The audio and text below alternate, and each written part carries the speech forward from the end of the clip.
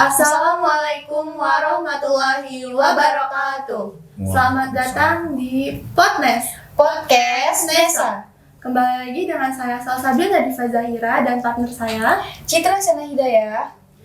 Hai teman-teman, apa kabar nih? Semoga kita dalam lindungan Allah SWT ya, selalu sehat selalu. Amin. Nah, setelah Podcast minggu lalu atau sebelumnya, kita kedatangan tamu yaitu Kasat Narkoba. Hari ini kita kedatangan tamu yang gak kalah seru dan gak kalah spesialnya, yaitu Kasat Babinsa Polres Lampung Utara, yaitu Ajun Komisaris Polisi Edi Juarsyah dan Pak ABM Hendra. Halo, apa kabar Pak? Siap, alhamdulillah siap. Semoga kita hari ini dilancarkan ya Pak segala urusannya. Amin. Udah sarapan belum Pak? Iya Pak. Tapi udah menjelang siang nih ya Pak. Siap ya. Nah sebelumnya nih Pak, kita pengen tahu nih Pak riwayat hidup Bapak dulu sebelum dapat jabatan gini, mulainya dari tahun berapa dan udah menduduki berapa tahun di Ajun Komisaris Polisi ini. Siap. Baiklah, saya jelaskan kepada adik-adik semua. Pertama kita mengucapkan puji dan syukur kepada Allah Subhanahu wa taala atas rahmat dan nikmatnya yang diberikan kepada kita semua hingga saya bisa menghadiri kegiatan ini dalam keadaan sehat walafiat. Baik, saya perkenalkan, nama saya Edi Juarsyah. Saya dilahirkan di Kasui 1967. Di Kasui ya. Saya menempuh pendidikan SD, SMP, SMA. Tahun 1987 saya selesai dan saya melanjutkan mengikuti tes seleksi pendidikan di sebuah Milsub Polri. Sudah melaksanakan dinas di dinas kepolisian ini sudah lebih kurang 33 tahun. Wah, Udah lama juga ya Pak, lumayan. 33 tahun. Dinasnya di Lampung Utara. Dulu juga masih wilayah Lampung Utara tapi sudah dipecah kabupaten jadi Wekanan. Pernah juga dinas di Mesuji yang sekarang jadi Tulang Bawang Timur. Sekarang saya dinas di Lampung Utara, jabatan terakhir sekarang ini sebagai Kasat Binmas Polres Lampung Utara. Oke. Kita langsung aja nih Pak, pengen banyak yang ditanya. Nah, sebagai pelajar tentu masih banyak cita-cita yang akan kita gapai. Namun sayangnya ada beberapa pelajar yang justru terjebak di dalam kenakalan remaja. Nah, menurut Bapak pengertian dari kenakalan remaja itu sendiri gimana sih Pak?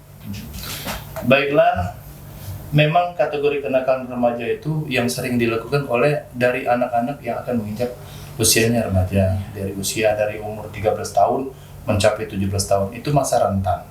Adapun kegiatan-kegiatan yang sering dilakukan oleh rekan-rekan itu, anak-anak remaja itu biasanya pelanggaran-pelanggaran kecil namun bisa membahayakan untuk orang lain. Saya kasih contoh yang kategori kenakalan remaja di kalangan pelajar itu mungkin karena dia ingin menunjukkan diri dia, mencari jati dirinya itu siapa. Dengan cara untuk menonjolkan dirinya itu dia untuk menarik perhatian orang lain itu umpama sering melakukan pelanggaran lalu lintas. Kalau dia mengendarai sepeda motor, dia nggak mau pakai helm, biasa nanti dibilang semua orang, oh itu siapa? Dia sering bonceng 3. Sering banget itu ya Pak ya. Ada yang ngadep ke belakang. Yang diboncengnya ngadep ke belakang. Pernah juga saya tegur, kamu kenapa? Biar viral Pak. Ya Allah. Akhirnya kan dengan seperti itu. Iya, minta perhatian dia. Kadang naik motornya kebut-kebutan, kalau nggak kebut-kebutan dia nggak gagah. Nah itu adalah salah satu contoh-contoh kecil yang sering dilakukan oleh anak-anak remaja di kalangan pelajar. Dia kategori dengan kenakalan remaja. Tapi kalau memang itu tidak cepat diantisipasi, bisa membahayakan orang lain atau dengan dirinya sendiri. Naik motor kebut-kebutan kalau jatuh akan susah. Kita sendiri. Naik motor nggak pakai helm kalau jatuh, kepalanya kebentur dengan aspal, yang sakit siapa? Kita sendiri juga. Makanya kami dari kepolisian tidak henti-hentinya untuk menghimbau agar patuhi aturan berlalu lintas. Karena yang namanya anak muda itu adalah aset negara, aset bangsa yang akan meneruskan perjuangan pembangunan di negara kita. Nah, kira-kira seperti itu. Nah kan tadi kata Bapak banyak nih contohnya kayak nggak pakai helm atau bonceng 3. Nah biasanya itu Bapak kasih teguran atau hukuman gimana sih Pak untuk anak-anak yang melanggar aturan itu sendiri? Ya, jadi begini ya. Jadi kami di kepolisian ini kan ada beberapa bagian-bagian satu-satu tertentu. ada bagian lalu lintas, ada bagian reskrim, ada intelnya, ada Smapta, ada Binmas. Saya selaku pengemban Satpum Binmas, saya akan banyak melakukan teguran-teguran dan sosialisasi. Karena kami dari Binmas ini tidak dibekali dengan tilang. Paling kami perbanyak sosialisasi penyuluhan di sekolah-sekolah. Jadi kalau memang istilahnya kan adik-adik mengendarai sepeda motor, seharusnya adik adalah seorang pelajar, cerminkan perilaku kita adalah seorang yang terpelajar. Kalau naik motor, gunakan helm. Kalau boncengannya istilahnya kan memang tidak boleh dari 2 orang, jangan ditambah. Jadi anak-anak ini kadang jawab, namanya anak sekarang. Pak, tanggung Pak kawan saya, daripada dia terlambat saya ajak jadi bonceng 3. Kalau tidak ada apa-apa, bagus. Tapi kalau terjadi apa-apa, resikonya yang nanggung siapa? Kita sendiri. Itu sebab kalau ada yang jatuh, ada motornya terbalik, pasti orang tuanya menuntut siapa yang membawa anak saya. Kira-kira seperti itu. Aida, silakan. Terus apa aja jenis kenakalan remaja Pak, baik yang ringan maupun yang berat berdasarkan kacamata polisi? Sebutkan contohnya. Baik, jadi kenakalan remaja itu yang kategori ringan, yang seperti tadi sampaikan tadi, yang mungkin sebatas naik motor nggak pakai helm. Itu kan tindakannya paling kalau tindakan itu kan tindakan tilang. Dia naik motor kebut-kebutan kita tegur. Tapi bisa juga membahayakan orang lain kalau dia menabrak orang kan membahayakan juga. Nah, yang kategori berat itu mungkin yang perkelahian. Perkelahian antar pelajar, gitu ya, Pak? tawuran, Betul, atau dia terjumus ke misalnya narkoba. Wah, itu udah berat ya, Pak ya. Itu kriminal dia. Kriminal. Kalau dia cuma naik motor nggak pakai helm, Pak, saya pelajar. Mungkin kita dari kepolisian bisa memaafkan lah ya. Dan besok pakai helm ya. Paling cuma dibilang gitu ya, Pak ya. Cuma kalau dia berkelahi sampai menimbulkan orang lain luka, bahkan meninggal dunia, itu sudah tindak pidana kriminal dia. Tidak bisa lagi. Dia harus berbenturan dengan hukum. Kira-kira seperti itu. Kalau misalnya pelajar yang melanggar aturan seperti itu lagi di bawah umur tuh Pak, biasanya tetap ditindaklanjuti atau tetap diberi kayak teguran aja gitu? Jadi kita lihat dari klasifikasi pelanggaran yang dibuat tadi. Jadi kita tinjau kembali kalau memang dia cuma sebatas misalnya kawannya cuman luka-luka sedikit, cuman misalkan dia berkelahi antar sekolah, cuman tidak ada yang luka, cuman memar-memar sedikit, itu dikembalikan lagi ke sekolah atau kepada orang tuanya. Tapi kalau memang dia sudah menimbulkan korban, apalagi sudah ada luka berat, saya rasa kami dari kepolisian akan menegakkan aturan yang ada. Kalaupun dia pelajar, proses hukumnya akan diutamakan, tapi dia tetap mematuhi aturan yang ada. Nah, bagaimana sih Pak cara Bapak memotivasi remaja, khususnya pelajar untuk giat dan bisa menggapai cita-cita? Karena kan sekarang banyak kan remaja yang mementingkan gadget untuk bermain game gitu tuh Pak. Gimana tuh Pak? Ini ya, jadi kami dari Satpum Binmas sendiri setiap kali kami melaksanakan kegiatan penyuluhan di sekolah itu saya selalu sampaikan kepada adik-adik itu untuk memotivasi mereka. Adik-adik pelajar ini adalah asetnya negara. Kami dari kepolisian, dari TNI wajib melindungi adik-adik ini di dalam menuntut ilmu. Kenapa saya katakan aset negara? Sebab negara kita ini siapa lagi akan mengisi pembangunan, meneruskan perjuangan daripada generasi muda sekarang ini. Gimana caranya? Itu tadi harus kita belajar, manfaatkan fasilitas yang ada sekarang ini. Jangan kita istilahnya terlena dengan keadaan. Silakan, sekarang sudah ada medsos itu gunakan untuk belajar. Jangan yang tidak baik, jangan ini membuat grup tapi membuat kelompok-kelompok yang tidak benar. Jadi saya selalu memotivasi, tidak ada orang lain yang bakal mengisi negara kita ini kalau bukan kita sendiri. Kalau memang kita tidak ada upaya, tidak ada semangat untuk menjadi pengganti penerus kita, nanti negara kita akan mudah dimasukin sama orang-orang luar. Betul. Kembali lagi nanti kita dijajah gitu. Nah, itu masalah. Terus bagaimana cara pelajar untuk memanfaati waktu dalam bulan puasa ini agar tidak kebut-kebutan di jalan raya deh Pak? Kan sekarang ini banyak yang kebut-kebutan di jalan. Kan sekarang masuk bulan Ramadan. Biasanya banyak tuh Pak yang balapan gitu.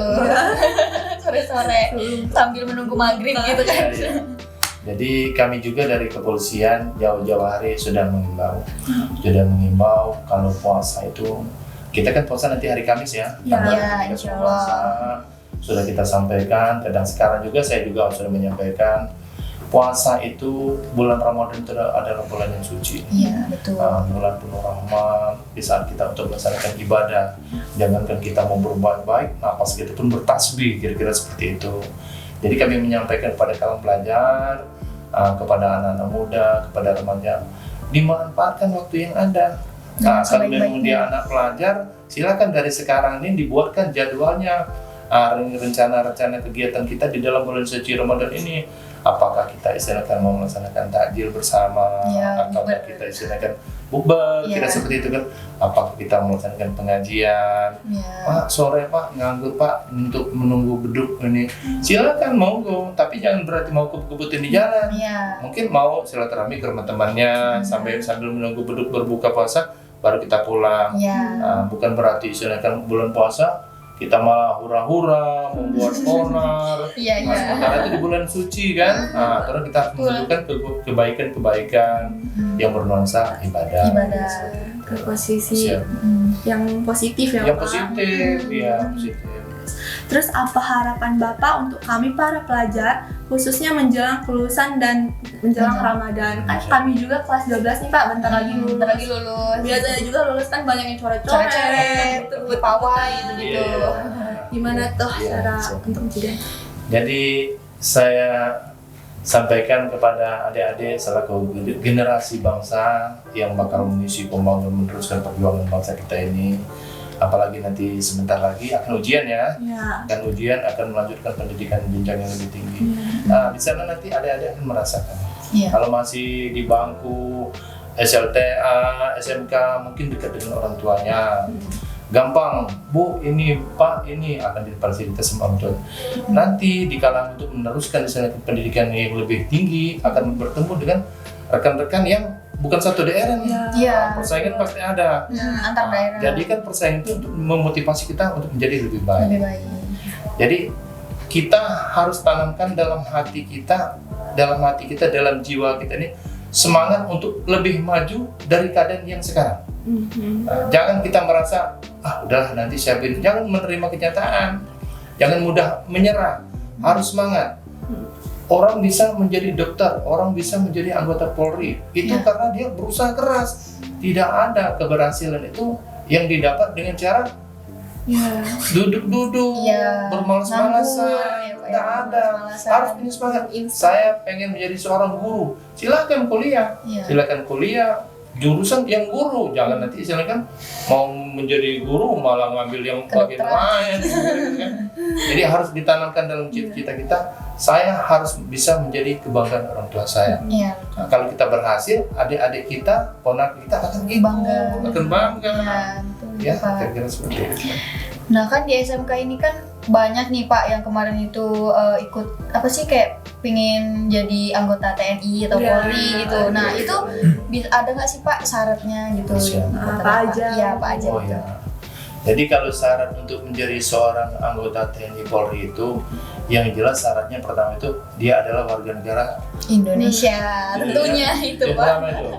Yang kedua dia harus sehat jasmani dan rohani. Nah, itu dulu. Jadi kalau dia sudah orang ini asli, sehat.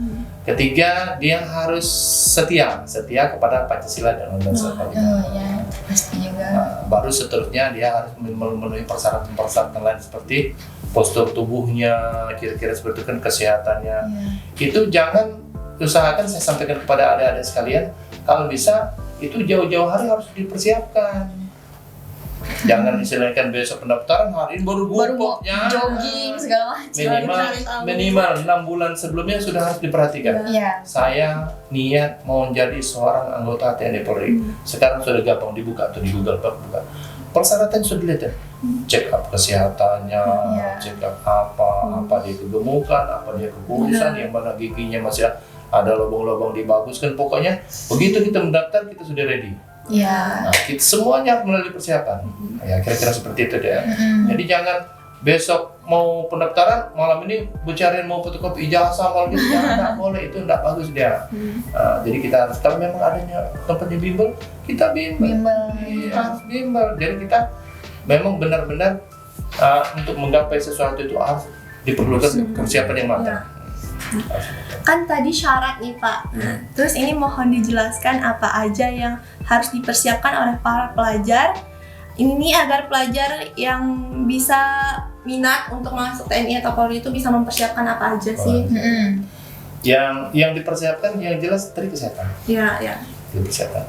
Kedua fisik harus kita, memang tesnya bukan fisik aja, akademiknya juga banyak juga, tapi minimal fisik, karena fisik itu di awal-awal sudah dilihat, mulai dari dilihat bentuk ukuran tubuhnya, tinggi badan, mata, telinga, semua dilihat semua. Makanya kesehatan fisik harus disiapkan. Sudah itu tadi yang kayak saya sampaikan tadi itu kan sudah lihat di Google ada di Bandar Lampung kan sudah ada tempat bimbel-bimbel. Itu diikuti dalam artian agar nanti waktu kita melaksanakan kegiatan seleksi kita tidak terlalu bingung gitu, karena yang seperti ini sudah pernah kita lihat. Ya sama seperti kita mau masuk ke perguruan tinggi kan, kita kan ngikut bimbel dulu kira-kira kan gitu kan, giliran kita mengikuti tes kira-kira soal seperti ini. Nah, jadi tidak terlalu bingung apa sih namanya psikotes, dulu pernah saya bimbel begini cara pengisiannya, kira-kira seperti itu. Tapi kalau kita belum pernah melihatnya, kita bingung nanti. Kawan-kawan semakin bingung bingung terus. Kawan yang ngumpul, jawaban kita kosong. Harus semangat. Harus semangat. Harus ada semangatnya. Nah, untuk Bapak waktu daftar Polri itu gimana itu Pak dulu perjalanannya? Saya dulu tidak bercita-cita menjadi seorang anggota Polri. Saya dulu bercita-cita, kalau dulu kan STPDN. Kalau dulu kan kedinasan ya Pak. Saya ngikut dulu STPDN di tahun 88. Nggak lulus, saya coba lagi 89 nggak lulus. 90 saya ngikut seleksi di Sebaminso. Di Palembang. Kalau dulu kan kita kan masih Polwil ya, di Palembang ikut. Ya syukur alhamdulillah di tahun 90 saya ikut menjadi Polri. Berarti bukan niat ya Pak? Enggak, dalam artian kita kan selaku remaja kita boleh menentukan cita-cita dulu, tapi jangan kita mau jadi patah semangat. Kira-kira seperti itu kan. Jadi jangan kepingin saya mau jadi istilahkan STPDN, tidak lulus langsung frustasi, tidak boleh. Tidak boleh. Mungkin Tuhan menunjukkan ini bukan tempatmu. Kita coba lagi yang lain. Ini bukan tempatmu juga, gitu kan. Ikut lagi yang lain, berhasil. Nah, jadi kita jangan mudah patah arang bahasanya. Patah semangat. Harus coba terus. Coba terus. Jadi anak muda itu nggak boleh pantang menyerah gitu. Nggak boleh lemah, nggak boleh putus semangat, nggak boleh dikit-dikit ngambek, nggak boleh.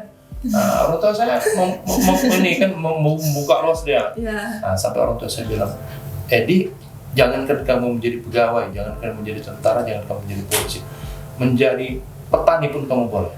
Tapi profesional. Kira-kira seperti itu, tapi profesional. Dalam arti profesional itu kan jangan istilahnya asal-asalan, kira-kira seperti itu. Ya sudah. Nah, jadi saya berniat, ada juga yang menyebut saya, sebelum kamu berhasil, kamu jangan menikah. Nah, ingat itu. Anak-anak muda sekarang jangan menikah.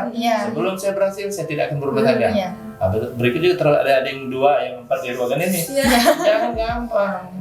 Jangan gampang. Ini tahu-tahu ngikut sekali tes, nggak lulus nikah besoknya. Harus usaha. Nggak boleh. Harus berusaha dulu. Belum terlambat, usia 25, 26, 27 itu baru terlambat itu. Mungkin lagi proses. Jadi jangan mudah putus patah semangat. Boleh kita bercita-cita, terkabul dengan tidak terkabulnya kan Allah yang menentukan. Tapi kalau kita gagal, kita mencoba yang lain. Kira-kira seperti itu. Nah nih Pak, ini udah banyak nih obrolan kita hari ini, sangat-sangat bermanfaat bagi teman-teman juga. Mungkin terakhir kali kita boleh Bapak kasih saran atau pesan bagi anak muda atau pelajar di sini yang nonton nanti untuk gimana ke depannya gitu, saran dan pesan. Saya hanya menyampaikan kepada adik-adik semua, kepada pemuda-pemuda calon generasi bangsa ini. Kunci keberhasilan itu satu, harus patuh dan taat pada orang tua. Iya, betul. Restu orang tua. Saya merinding. Jadi doa orang tua itu adalah segalanya. Kedua, harus hormat kepada guru. Semoga ilmu yang diberikan kepada kita itu ada manfaat untuk kita. Kalau kita tidak disenangi guru, banyak musuh dengan guru, maka ilmu yang kita terima tak akan sia-sia. Ketiga, kita harus percaya diri dan disiplin. Disiplin kunci keberhasilan. Iya. Sepintar-pintarnya manusia, tapi kalau dia tidak memiliki disiplin, maka itu hasilnya akan sia-sia. Sia-sia. Betul. Manfaatkan waktu yang ada. Kesempatan tidak pernah datang dua Datang kali. 2 kali ya. Itu saja. Nah, makasih banyak Siap. Ipa udah ngeluangin waktunya di sini, udah datang ke studio Desa TV SMK Negeri Sama-sama. 1 Lampung Utara. Mungkin sampai sini aja obrolan kita. Semoga obrolan kita tadi bermanfaat bagi yang menontonnya. Iya. Amin. Dan di sini juga kita pengen tutup dulu Pak obrolannya ya Pak. Nah teman-teman mungkin segini aja obrolan kita dengan Pak Edi Juarsha. Semoga bermanfaat bagi yang menonton. Dan kita juga tidak lupa mengucapkan selamat menunaikan ibadah puasa tahun 1440 Hijriah. Hijriah. Dan kita tutup ya. Oke, sekian dari kita. Bye. Assalamualaikum warahmatullahi wabarakatuh. Waalaikumsalam. Makasih Pak. Makasih ya Pak, maaf kalau ada salah kata Salah kata. sama Bapak. Sudah ya? Udah. Makasih ya. Iya, Iya Pak. Pak.